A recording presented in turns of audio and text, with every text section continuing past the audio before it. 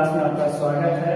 मैं अमित कुमार आज आपके साथ वास्तविक संख्या के बारे में चर्चा करेंगे, जिसे लोग इसके बारे में बहुत से लोगों की समस्या होती है और हमारे लिए एक महत्वपूर्ण संख्याओं में से एक है वास्तविक संख्या।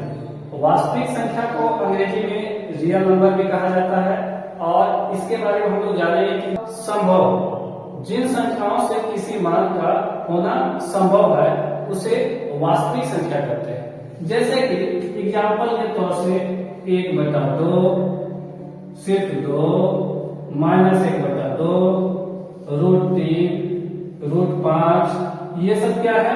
वास्तविक संख्या है, क्योंकि इनके मान क्या है? बिल्कुल संभव है और जिससे किसी संख्याओं को इंगित किया जा सकता है। दूसरी बात, अब हम लोग एक एक करके देखेंगे कि वास्तविक संख्या है तो बिल्कुल वास्तविक संख्या के भी प्रकार होते हैं। एक तरह से देखा जाए तो वास्तविक संख्या के भी 2 प्रकार होते हैं और वास्तविक संख्या के जो 2 प्रकार होते हैं उनके बारे में भी हम लोग चर्चा करेंगे। पहला जो होता है उसे कहते हैं,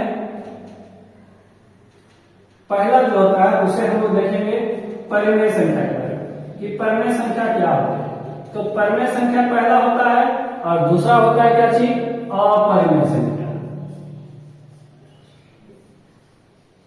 तो एक एक करके हम लोग क्या करेंगे, इन दोनों को परिभाषा को भी जानेंगे और इनके बारे में भी हम लोग जानेंगे कि परिमेय संख्या क्या होते हैं और अपरिमेय संख्या क्या होते हैं। दोस्तों, परिमेय संख्या का मतलब होता है कि वैसी संख्या जिसे p/q के रूप में लिखा जा सकता है, के रूप में लिखा जा सकता है।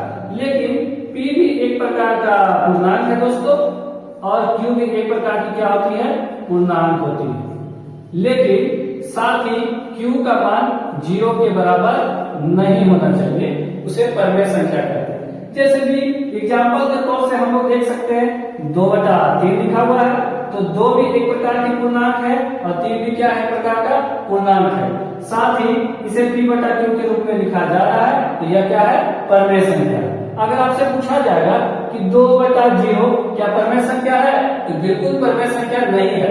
मैं ऐसा इसलिए एग्जाम्पल आपको समझा रहा हूं ताकि आपका जो भी कंफ्यूजन रहेगा वह दूर हो जाए, क्योंकि बटा के नीचे क्या है? 0 है और हमेशा पता होना चाहिए हमें कि q का मान 0 के बराबर नहीं होना चाहिए, अर्थात यह क्या है? परिमेय संख्या नहीं है। एग्जाम्पल के तौर से और भी देख सकते हैं, -14/7 भी देख सकते हैं। यह भी क्या है? एक प्रकार की परिमित का मान पूरी निकाला नहीं जा सकता है, इसलिए इसको अपरिमेय संख्या कहा जाता है।